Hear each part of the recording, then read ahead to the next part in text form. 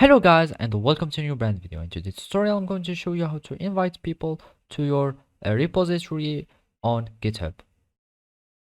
So the first thing to do is to open your web browser, either if it was Google Chrome, Mozilla Firefox, Microsoft Edge or any web browser that you are using. After that you will need to go to github.com.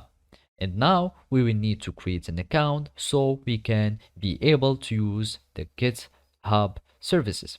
So basically all we need to do is to click on sign up and then it will redirect us to the sign up page. And now you will need to add your email, then gmail.com or any other email that you are using. You click on continue, you create a password. So if it was anything like that, click on continue and then you will add a username, for example whatever the username was. Now you will need just to type yes or no if you want to have the emails and announcements. So click on no if you don't want to, and then you will need just to solve as a verification, you solve this puzzle.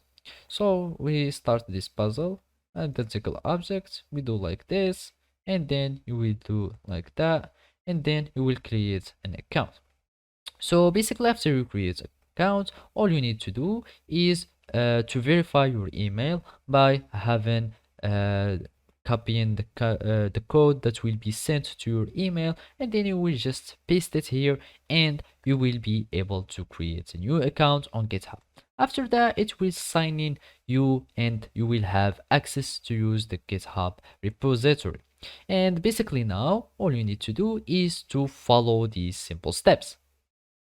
So after you log into your account, you need to go to your repository or just go to your settings, and here we will find in the settings the access, and then go to collaborators, and here you will need to click on add people.